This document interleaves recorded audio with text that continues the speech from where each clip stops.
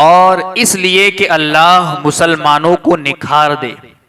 اور کافروں کو مٹا دے. یعنی کبھی کبھی تمہیں شکست اس لیے بھی ہوتی ہے کہ تمہیں اللہ سرخرو فرما دے، تمہیں نکھار دے اور کافروں کو مٹا دے. تم یہ نہ سوچو کہ ہم مسلمان ہیں، ہم پر اللہ رب العزت مصیبتیں کیوں نازل فرماتا ہے، ہم ہی مصیبتوں میں کیوں گرفتار ہوتے ہیں. تو یہ آزمائشیں ہیں، اس پر حیران ہونے کی ضرورت نہیں. ہمارے نبی صلی اللہ علیہ وسلم کے حکم پر عمل نہ کرنے کی وجہ سے شکست کھا چکے ہو، اور کافروں کی یلغار اور ان کے دباؤ کی وجہ سے جن کے پاؤں اکھڑ گئے تھے اور جان بچانے کے لیے گھبرا کر بھاگے تھے، کیا تم نے یہ گمان کر لیا ہے؟ افسوس کہ ہماری حالت کچھ اچھی نہیں. فضولیات میں خرچ کرنے کے لیے پیسہ بھی ہے اور وقت بھی ہے، لیکن اللہ عز و جل کی راہ میں خرچ کرتے وقت نہ پیسہ باقی رہتا ہے نہ وقت. دوسرے کاموں کے لیے تو ہمارے پاس پیسے ہیں، وقت بھی ہے، مگر جب اللہ کی راہ میں خرچ کرنے کی بات آئے یا اللہ کی راہ میں وقت دینے کی بات آئے تو اس وقت نہ پیسے ہوتے ہیں نہ وقت ہوتا ہے. ہمارے چینل سے جڑنے کے لیے یوٹیوب پر آسان تفسیر قرآن سبسکرائب کریں. الصلاۃ والسلام علیک یا رسول اللہ، الصلاۃ والسلام علیک یا حبیب اللہ، الصلاۃ والسلام علیک یا نور اللہ، صلی اللہ تعالی علیہ وسلم. اللہم افتح علینا حکمتک وانشر علینا رحمتک یا ذا الجلال والاکرام. اعوذ باللہ من الشیطان الرجیم، بسم اللہ الرحمن الرحیم. وَلِيُمَحِّصَ اللَّهُ الَّذِينَ آمَنُوا وَيَمْحَقَ الْكَافِرِينَ. أَمْ حَسِبْتُمْ أَن تَدْخُلُوا الْجَنَّةَ وَلَمَّا يَعْلَمِ اللَّهُ الَّذِينَ جَاهَدُوا مِنكُمْ وَيَعْلَمَ الصَّابِرِينَ. وَلَقَدْ كُنتُمْ تَمَنَّوْنَ الْمَوْتَ مِن قَبْلِ أَن تَلْقَوْهُ فَقَدْ رَأَيْتُمُوهُ وَأَنْتُمْ تَنظُرُونَ. صدق اللہ العظیم.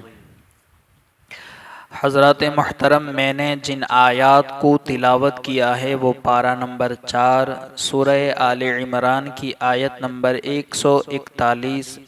42 اور 43 تین آیتیں ہیں. اس سے پہلے ہم یہ سن چکے آیت نمبر 139 اور 40 کے اندر کہ اللہ رب العزت نے مسلمانوں کو تسلی دیتے ہوئے کہا تھا کہ جب مسلمانوں کو جنگ احد کے اندر نقصان اٹھانا پڑا اور شکست ہوئی تو کچھ صحابہ غمگین ہوئے، ان کے حوصلے پست ہو گئے. تو اللہ رب العزت نے کہا وَلَا تَهِنُوا وَلَا تَحْزَنُوا، کہ غم نہ کرو اور ہمت نہ ہارو، اپنے حوصلوں کو پست نہ کرو بلکہ حوصلے بلند رکھو. یہ تو اللہ کے دن ہیں، بدلتے رہتے ہیں، کبھی تمہیں شکست ہوگی کبھی تمہیں فتح نصیب ہوگی. تو اپنی ہمت کو بلند رکھو، جیسے کہ ان کافروں نے کیا تھا کہ انہوں نے غم نہیں کیا، اپنی ہمت نہیں ہاری بلکہ حوصلے بلند رکھے. کہ بدر میں تم سے زیادہ ان کو نقصان اٹھانا پڑا، کہ جب بدر میں وہ تعداد میں بھی زیادہ تھے تم کم تھے، مگر اس کے باوجود کافروں کو زیادہ نقصان اٹھانا پڑا اور انہیں زیادہ نقصان ہوا اور شکست ہوئی، مگر پھر بھی انہوں نے حوصلہ پست نہیں کیا، ہمت نہیں ہاری. تو احد کے اندر اگرچہ تمہیں وقتی طور پر نقصان اٹھانا پڑا ہے مگر غم نہ کرو، یہ تو دن ہے، بدلتے رہتے ہیں، کبھی تمہیں شکست بھی ہوگی کبھی تمہیں فتح بھی نصیب ہوگی.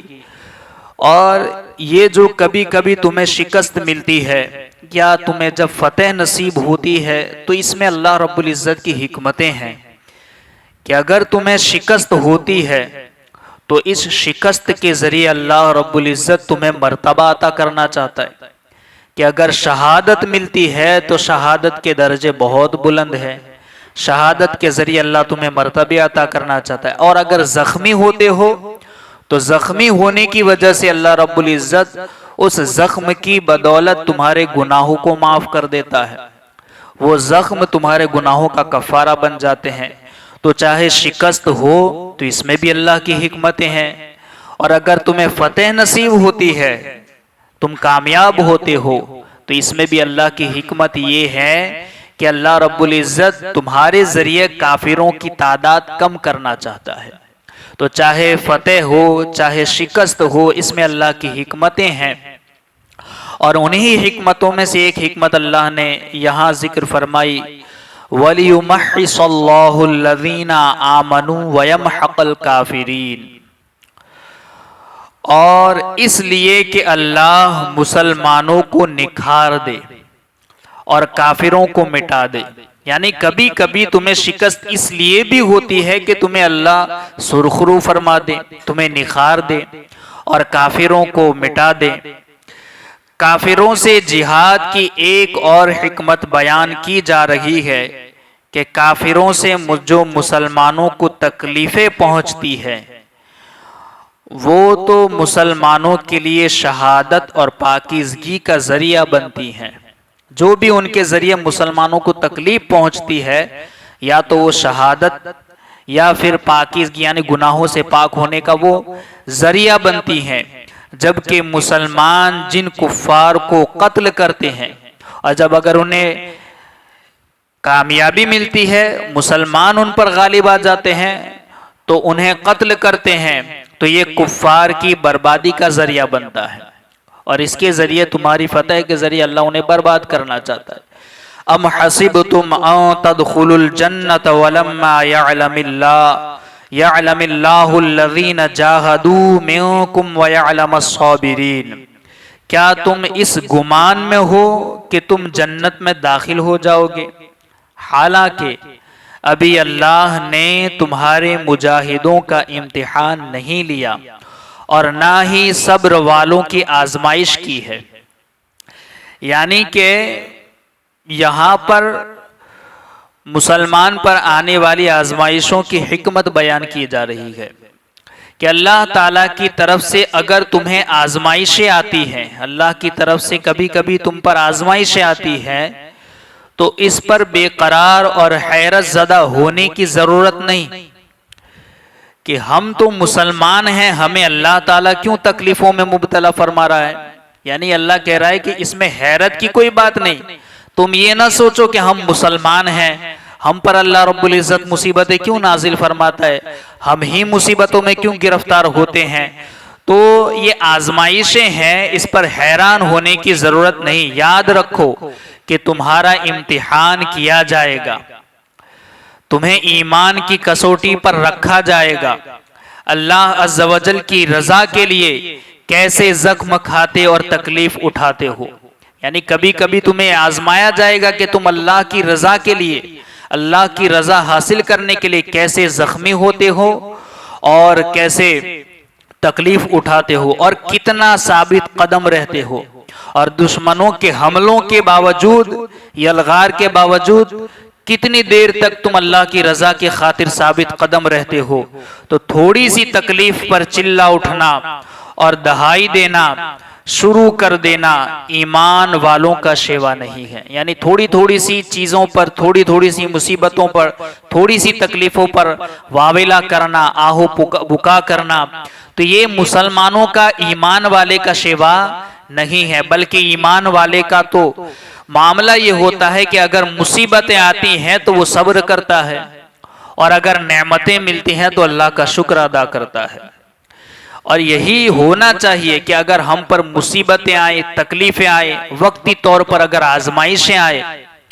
تو اسے اللہ رب العزت کی جانب سے ہونے والا امتحان سمجھے کہ ہو سکتا ہے یہ مصیبتیں، یہ آزمائشیں وقتی طور پر ہمارے اوپر اس لیے بھی آئی ہو کہ اللہ رب العزت کے یہاں ہمارا مرتبہ مقرر ہو، اور اگر ہم اپنی عبادتوں کے ذریعے وہاں تک نہیں پہنچ پاتے تو ہمارا اللہ وہاں تک ہمیں پہنچانا چاہتا ہے۔ تو کبھی کبھی آزمائشیں اور تکلیفیں آتی ہیں تاکہ میرا بندہ اس پر صبر کرے، اور اس صبر کے ذریعے میں اسے وہاں تک پہنچا دوں۔ تو اس پر یہ بھی سوچنا چاہیے کہ یہ آزمائشیں ہوں، تکلیفیں ہوں، مصیبتیں ہوں، تو یہ اللہ رب العزت کی طرف سے کبھی کبھی آزمانے کے لیے، امتحان کے لیے بھی ہوتی ہے۔ اور اگر نعمتیں مل جائیں تو پھر اس کی ان نعمتوں میں الجھ کر ناشکری مت کرنا، بلکہ نعمتیں ملیں تو اللہ کا شکر ادا کرنا تاکہ اللہ ان نعمتوں میں برکتیں عطا کر دے۔ تو یہ مومن کی علامتیں ہوتی ہیں، مومن کا شیوا یہ ہونا چاہیے، آہو بکا کرنا، تکلیفوں پر گریہ وزاری کرنا اور اس طرح کے واویلے مچانا کہ ہمارے گھر پر ہی مصیبتیں کیوں آتی ہیں، مصیبتوں نے ہمارے گھر کا ہی دروازہ کیوں دیکھ لیا ہے، ہمارے ساتھ ہی ایسا کیوں ہوتا ہے۔ تو ایسا نہیں ہونا چاہیے، یہ ایمان والوں کا شیوا نہیں ہے۔ جنت میں داخلہ مطلوب ہے تو ان آزمائشوں پر پورا اترنا پڑے گا اور اللہ عز و جل کی راہ میں قربانی دینا پڑے گی، اور ہر حال میں ثابت قدمی کا مظاہرہ کرنا پڑے گا۔ یعنی کہ کچھ صحابہ تھے کہ جنہوں نے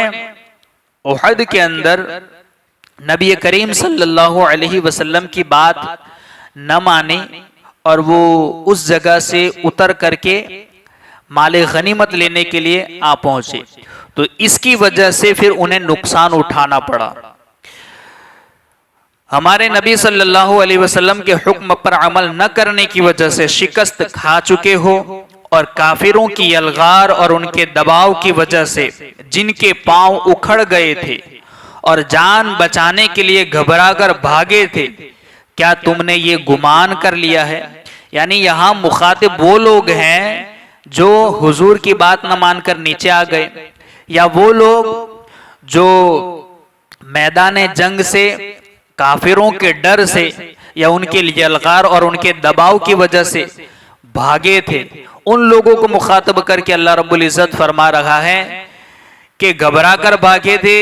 کیا تم نے یہ گمان کر لیا ہے کہ تم ان لوگوں کی طرح جنت میں داخل ہو جاؤ گے جو اس جنگ میں شہید ہو چکے ہیں، یا جو لوگ زخمی ہونے اور کافروں کے دباؤ کے باوجود ثابت قدم رہے؟ یعنی کہ تم ان لوگوں کی طرح یہ گمان کرتے ہو کہ ہم بھی جنت میں داخل ہو جائیں گے، جیسے کہ وہ لوگ جو لوگ ثابت قدم رہے تھے اور کافروں سے جنگ کرتے رہے، ان میں سے بعض لوگ شہید بھی ہوئے،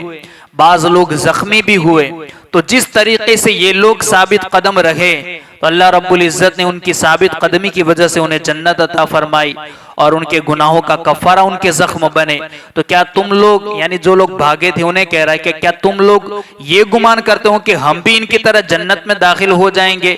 یا ہمیں بھی اس طریقے سے درجات مل جائیں گے؟ حالانکہ کیا تم لوگ یہ داخل ہو جاؤ گے اور جو اس جنگ میں شہید ہو چکے ہیں، یا جو لوگ زخمی ہونے اور کافروں کے دباؤ کے باوجود ثابت قدم رہے، ان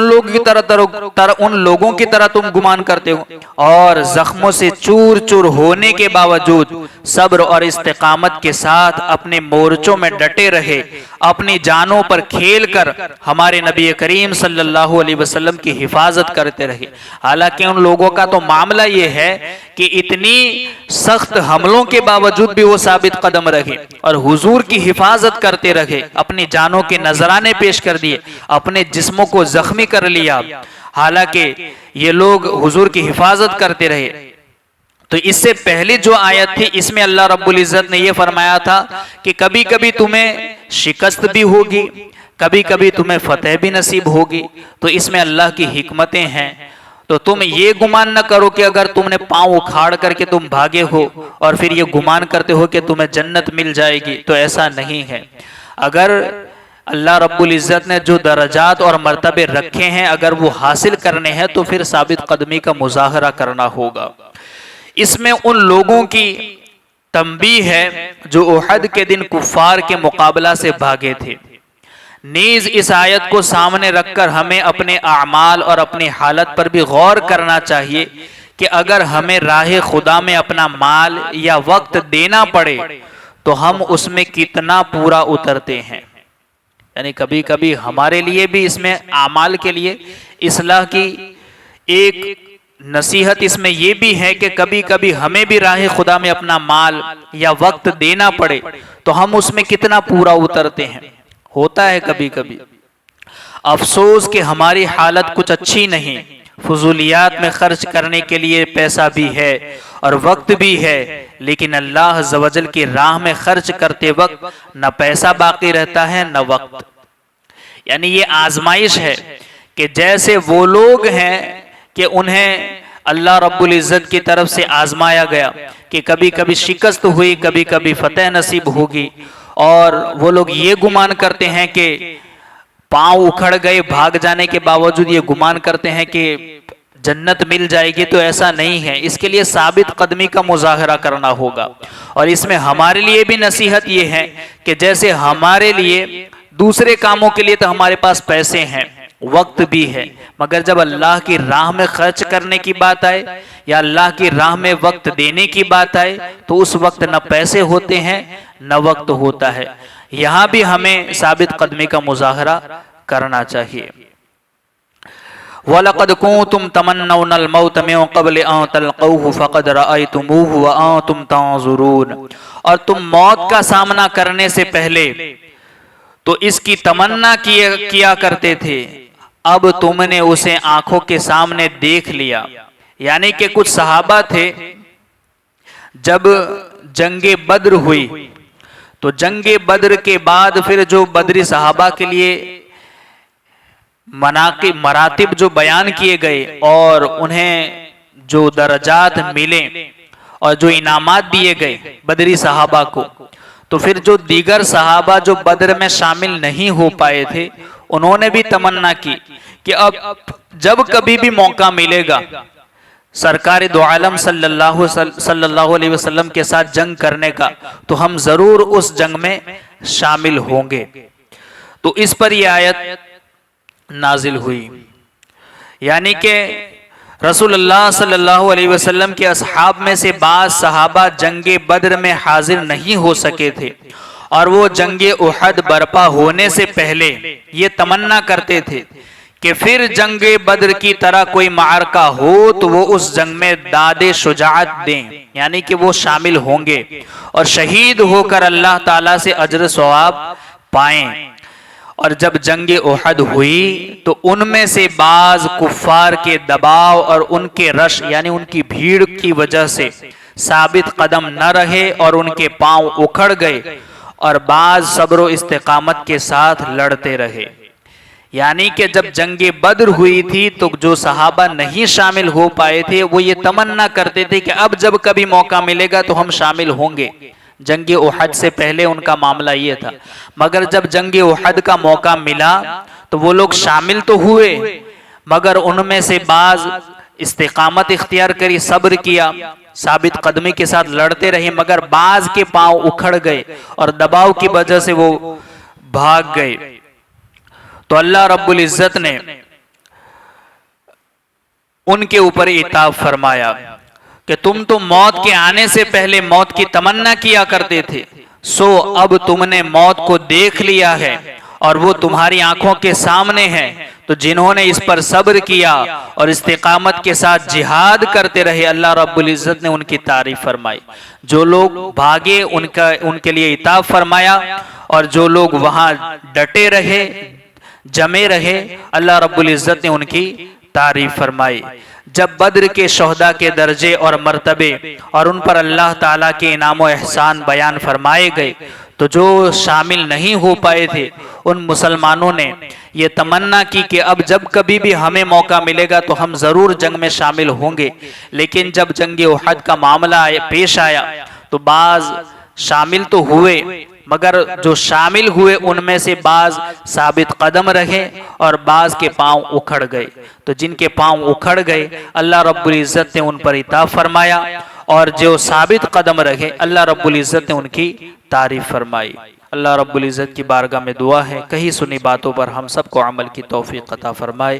اللہم ربنا نور قلوبنا بالقرآن وزین اخلاقنا بالقرآن ونجنا من النار بالقرآن وادخلنا فی الجنة بالقرآن۔ اللہم رزقنا تلاوت القرآن، اللہم اہدنا ہدایت القرآن، اللہم ربنا آتنا شفاعت القرآن، وصلی اللہ تعالی علی خیر خلقہ ونور عرشہ محمد وعلی آلہ واصحابہ اجمعین برحمتک یا ارحم الراحمین۔